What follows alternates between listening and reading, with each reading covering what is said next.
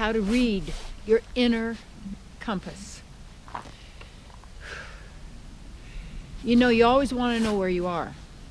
When my granddaughters were little, and they were, oh, it's so wonderful, you know, being a grandmother, to be a mother, to be a parent, and to protect and take care of our children. And I always feel that all children are my children, because as a mother, we're there to nurture and to care for. So when my grandchildren were little, and I lived in Washington State, and right at the edge of the rainforest, and so we'd go out hiking, looking to Elven Glen, and looking for elves and fairies, and I would say to the girls, okay, now where's the house? And they'd look around, they'd forget. I'd say, you gotta know where you're going. Well, you gotta know where you've been. You gotta know exactly where you are. And I would practice that too, because my sense of direction was kind of always off in my mind. I would always just turn right, wouldn't matter where it was. Well, because we get into that habit. We tend to be creatures of habit. So I would tell the girls, you know, trying to get them to understand north, south, east, and west, so that you would know where you are at all times. And that has to do with outer location. But the real key is always to know where you are, always, regardless of what's going on outside or with other people, because the only one you can really control is yourself. And some of the sounds you will hear would be the ice moving, kind of cool. The native people used to think that there was a monster over there because when it would crack, I heard it one time, it sure sounds like a big bear. In fact, one time I was taking a walk out here, and there were bear tracks. So I was following the bear tracks, and I go, what am I following bear tracks for?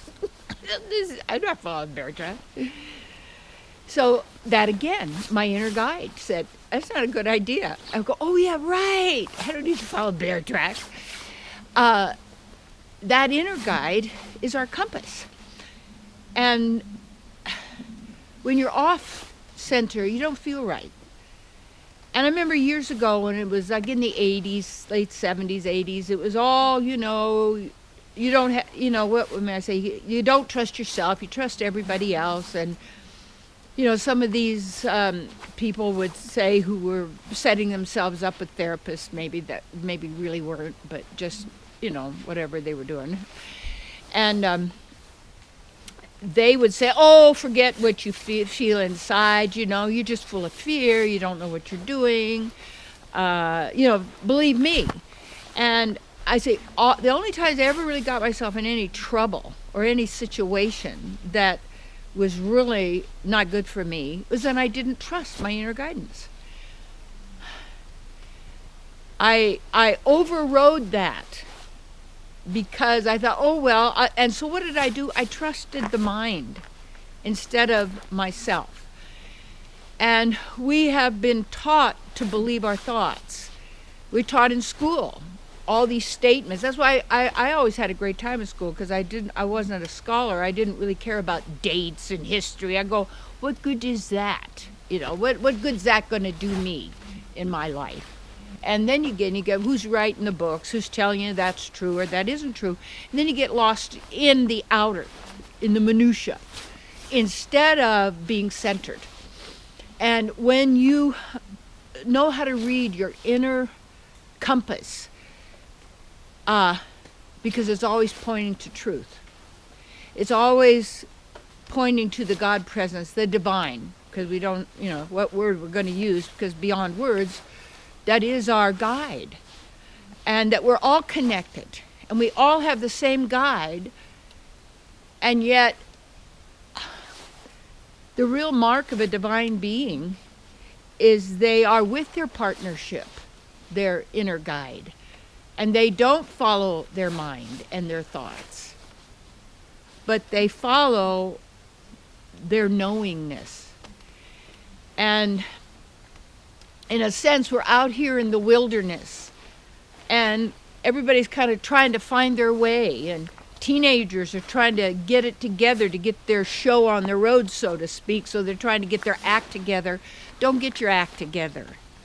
You know, don't try and, it's like all of this pressure to be like everybody else, or be like a celebrity, or dress this way, or this way with your body, or sex, which has nothing to do with love.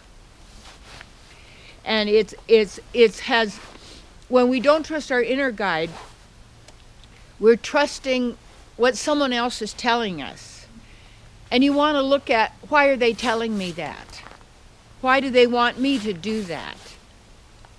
And only you really are the one, in a sense, responsible for yourself. But what we've done is, without an inner guide, we say to somebody, what should I do? What should I do? Where do I go? What's going to happen? And then, you know, we listen to all these so-called experts, and yeah, there's a lot of good knowledge and information that you could get. And yet, no matter where you are, you have your inner guide. And like the other day, I was going to eat something, and I was going, you know, and I'm really hungry, and I went, you know, and I went into this huge big food market and everything, and I went, there's nothing in here for me to eat. It's got the wrong kind of oil. It's got the wrong kind of growing things. It's got changed food. It's packaged, processed. I go, I think I got some olives. But you know what? Sometimes it's hard to follow the inner guide.